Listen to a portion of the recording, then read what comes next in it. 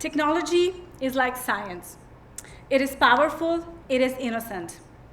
We can either use it to benefit humanity or abuse it for corporate greed.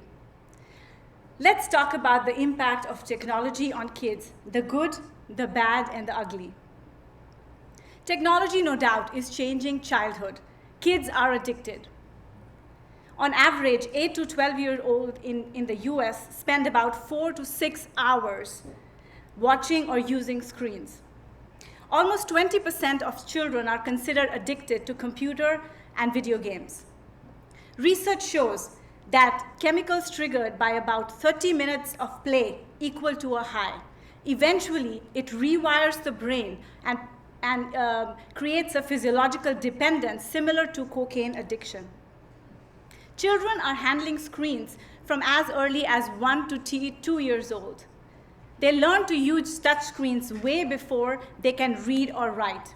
They're using colors, images, and symbols to navigate around websites and apps, trying to get to the games and videos that they like. 70% of young people lack emotional intelligence because they're talking to devices instead of people. Prolonged screen time shows a direct impact on reduced emotional intelligence of teens. Online privacy is a big issue. 40% of children in a study chatted with a stranger online. 53% revealed their phone number, 15% tried to meet the stranger, and 6% revealed their home address. 1 in 3 young people in 30 countries said that they have been a victim of online bullying.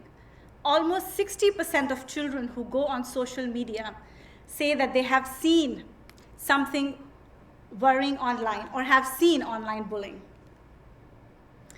Kids are also a target of unhealthy marketing, with over $10 billion of marketing spent directed towards them. 95 to 97% of this ads promote unhealthy foods. An innocent search by your child can lead to inappropriate exposure on the internet. 1 in 10 children 8 to 11 years old said that they have seen something worrying or nasty online. Children are exposed to porn as early as 5 years old. Technology, video games, and social media is causing hyperactivity, anxiety, self-esteem issues, depression, and problems with attention. It is also having a significant impact on one of the fundamental skills that are important for early learning. Can you guess? It's reading and language development.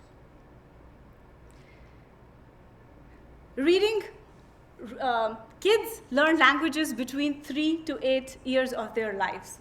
And early language begins from hearing, which is why so much importance is given to reading aloud during early years. We've all heard about the 1 million word gap. Children whose parents read to them 5 books daily enter kindergarten having heard 1 million more words than kids who are never read to. Moreover, reading proficiency is a predictor of a child's success both in and beyond school. Proficient readers show better self-esteem and show better results in other subjects such as math and science. Reading aloud builds literacy and exposes children to words and vocabulary that is essential for learning to read. Reading has also shown to benefit behavior and attention, including focus and listening skills. Parent-child reading aloud can help stop these problem behaviors like hyperactivity, aggression, and problems with attention. Another alarming trend in reading is the decline by 9. Children who say they love reading declines sharply from 40% among 8-year-olds to only 28% among 9-year-olds. 10 million children in the US have difficulties learning to read, and 65% of kids are below proficient in 4th grade reading. Is technology entirely to blame? Can we flip it? Let's take a look at the Goldilocks effect and a recent study that was conducted by Dr. John Hutton relating to the use of technology in reading. Now, we have all heard this story, Goldilocks and the Three Bears. Goldilocks is wandering in the forest. She finds this home that belongs to the three bears, enters the house, and decides to explore. Now she gets hungry and gets to the dining table. She sees 3 bowls of porridge on the table. She tries the biggest bowl, and it's too hot. She tries the next bowl. It is too cold. She tries the third bowl, which is just right temperature, and she gobbles it all up. Now, with her belly full, she gets sleepy, and she looks to find 3 beds. She tries the biggest one. It is too hard. She tries the medium-sized bed. It is too soft. She tries the third bed, which is the just right feel, and she falls asleep until the bears return and scare her, and she runs out the door. You must be wondering, how is this story related to technology and reading? Well, in 2018, a study was conducted by Dr. John Hutton, a researcher and pediatrician specializing in emergent literacy. He exposed 4-year-old children to 3 conditions of digital reading. The first one was audio only, without any visuals. The second was audio with static illustrations, which were the narrated picture books. And the third was dynamic animation, which was cartoons and animations. He observed the brain patterns of these children in a functional MRI machine, and here's what he found. Dynamic animation and cartoons actually offered the worst comprehension among these kids. Their brains were being overstimulated, and they were having a hard time understanding the story. On the other hand, the audio-only version was too cold. The kids were having a hard time understanding the story without any visual clues. The audio with static illustrations, the narrated picture books, had the highest comprehension and a maximum understanding of the story, because the kids' minds were being challenged just the right amount and also learning a lot more than the other 2 conditions. No wonder Dr. John Hutton termed this as the Goldilocks Effect and deemed the narrated picture books as the just right and most effective method of digital reading. So, how do we make a case for technology? Can we use technology to help with the reading crisis? Now, technology is here to stay. It is at the core of every experience and is affecting every facet of our life, including the way we read and learn. 97% of children have used a mobile device, and most have their own. Moreover, this pandemic has shown that education technology is here to stay. Educators, students, and parents have all become more comfortable and familiar for technology for learning. In a survey, 60% of district leaders, principals, and teachers said that their opinion of technology for learning, education technology, has become more positive over the past year. So here's my case for EdTech. Convenient. Technology makes it easy and convenient for parents to engage their children in reading and learning.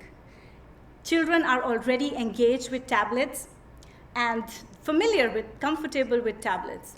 And EdTech apps like Smart Kids Club bring a library of books right at their fingertips. Technology is portable. It can store hundreds and thousands of books, can be carried anywhere and used anytime. Moreover, technology never gets tired.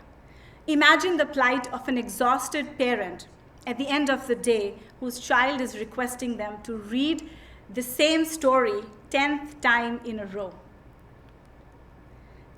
Accessible. Technology has this power to be instantly and rapidly accessible, easily accessible to children by way of internet and information and communication technologies. However, dependence on internet connectivity could present a challenge. 50% of children in some states in the US were unable to access online lessons due to the lack of connectivity. Therefore, EdTech apps and solutions that use mobile technology and have the ability to work offline can address and bridge this digital divide and bring learning and reading resources to millions of children, irrespective of their zip code. Scalable. Technology has the power to onboard and accommodate millions of users quickly and rapidly without any logistics or shipping costs or delays. This right here is a game changer. Can we ever hope to get the distribution of physical books to all these children without delays or logistics costs? However, it is important to keep our kids safe. Though it is essential to have internet to scale, EdTech solutions built for children should always have the ability to work offline. E is for educational. Clearly, not all screens or technology are harmful for children. Technology offers the power of audio-visual component that enhances the speed and quality of learning. Moreover, some studies have shown that educational apps and technology that uses feedback and positive social interactions are actually beneficial to kids in their early learning. But are all educational apps educational and offer deep learning? There were about 80,000 so-called educational apps on the Apple App Store as of January of 2015. Most of them are untested and unregulated. So how do we ensure that the app or the tool you're using for your child offers learning instead of merely entertaining and addicting your child? A group of award-winning researchers, including our very own Dr. Roberta Goldilocks from the College of Education, University of Delaware, published a paper titled Putting Education in Educational Apps, Lessons from the Science of Learning. According to this paper, educational apps that are designed to promote active, engaged, meaningful, and socially interactive learning, which they call the four pillars of learning, are within a supported contextual learning goal, are the ones that offer deep learning and can actually benefit the kids. To conclude, technology has the potential to be a powerful tool, a game changer, and a great equalizer in delivering reading and learning resources to millions by way of its convenience, accessibility, scalability, and the power to educate and engage our kids. Our role is to be informed and choose to use the right EdTech tools that enable our kids to learn instead of merely addicting and entertaining them. So when we think of technology for learning or technology and kids, we should think about education instead of entertainment. Technology is merely a tool, but a powerful and a potent tool.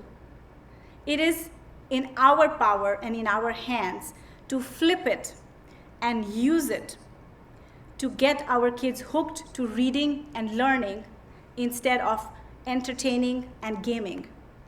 The real question is, what will we choose and how will we use it? Thanks for listening.